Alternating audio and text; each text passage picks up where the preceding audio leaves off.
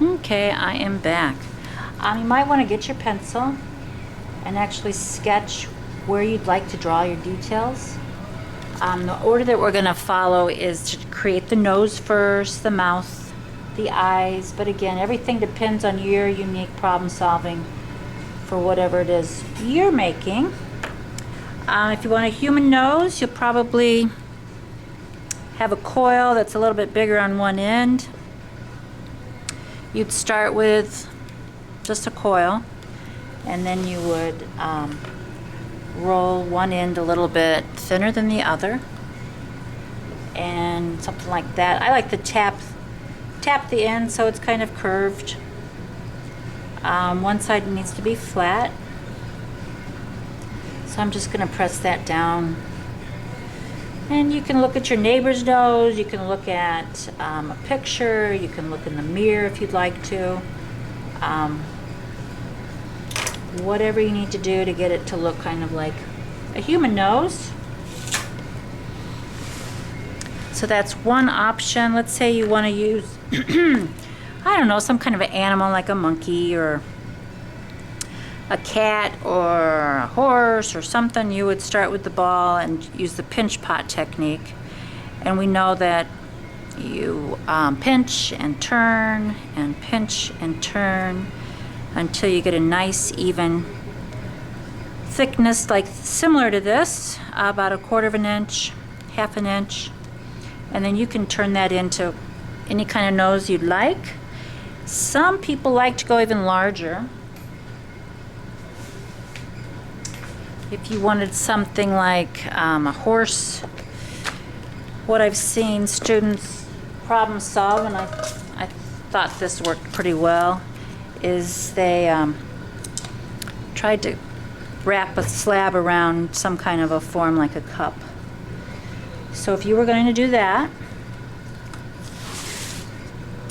it would probably be a slab, and you would cut similar to this shape and use this as a nice base to create a kind of a long snout like a donkey or a horse or a golden retriever or something like that.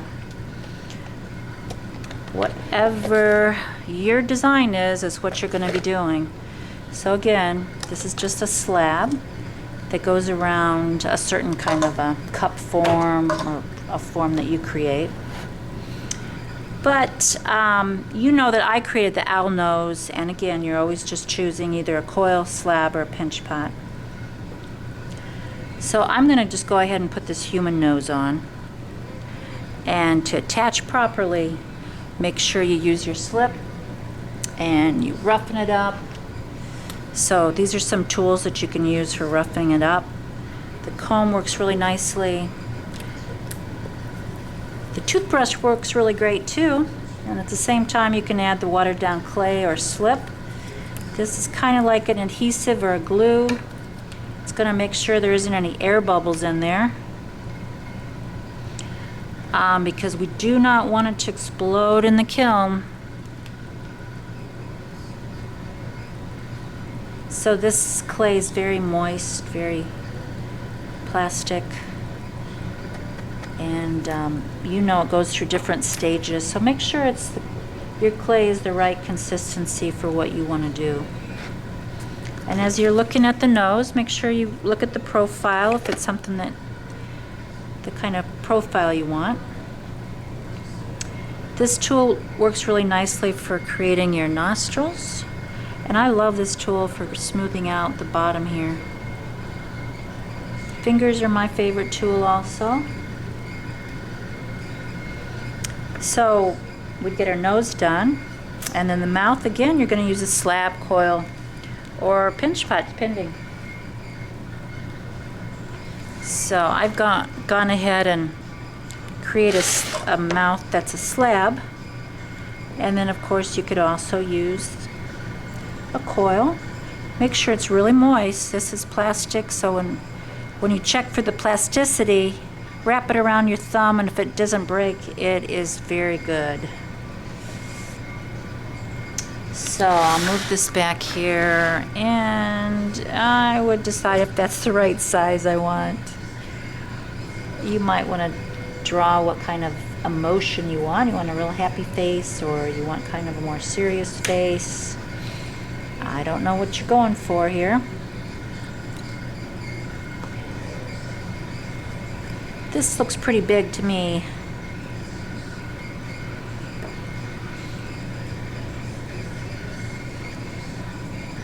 This works wonderfully. This knife works just about the same as your toothpick, believe it or not. Your toothpick should always stay right here in the slip so you can find it. And then again, you'll finish it up however you choose. But if you're going to attach it, make sure you roughen it up. Add the slip. Score it, score both sides.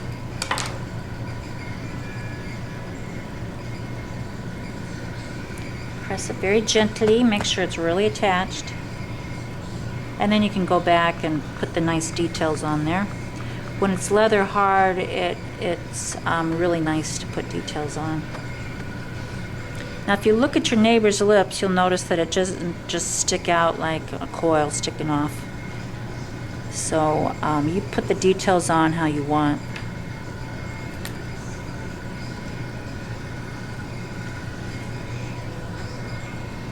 So it starts out a lot bigger before you smooth it out. Okay, we've got a nice mouth there. And again, I expect you guys to make something really meaningful and creative. And I know you're really going to surprise me with the solutions you come up with. So eyes, we're going to take our nice coils here. The eyes will probably be much thinner coils. Maybe thinner than my pinky finger. And I'm going to just cut that.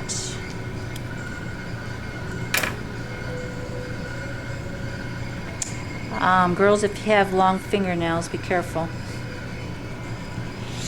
Or guys, that's a tiny eye. And I'm going to make another one. So if you want both sides balanced, it's a good idea to measure them both at the same time. I don't know how you'd get them the same size if you didn't do that. And when we're attaching the eyes, make sure you're looking at the inside of the coil. So I'm going to do something like that. The thickness or the width of my eyes, the same width as in between. I'm going to press that down. These are kind of squinty. I kind of like it. And I'm going to, because it's really moist, I'm going to use the end of my pencil. We have other tools to choose from. You could choose this tool, that's very nice. You could use our popsicle stick. That would work lovely too. So whatever you find is going to work best for you, go ahead and use it. Ooh, I think these are snake eyes. I don't like it.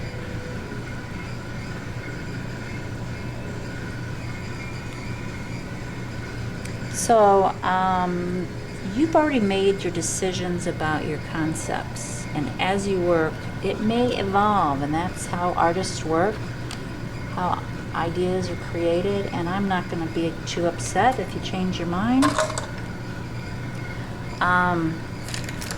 But you'd have to start with some idea to get started, and then it just evolves. That's kind of the process.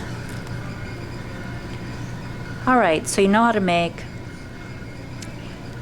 one suggestion for nose, for mouth, for eyes, for details. And I think you know that eyebrows are very expressive. And if you want a really mean looking face, you'd work on the eyebrows. Surprised or happy, you'd probably work on the eyebrows also. Make this really expressive and really think about the textures of your form and what it visually communicates. If you want to make it humorous, you can sure do that also. I've given you lots of suggestions, and you could work collaboratively with your neighbors if you'd like to come up with brainstorm even better ideas. Well, since I said snake eyes, I'm going to put a little snake tongue in here. So as I'm thinking, this is going to be really vulnerable to breaking because it's sticking out. So I'm going to have to problem solve that too. I think I'm going to make it kind of turn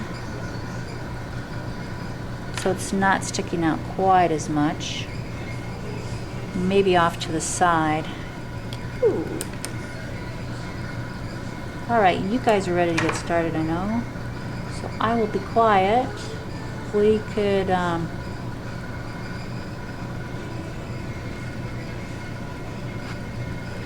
alright. Texture. I'll say one more thing about texture and then I'll let you get started. If you've got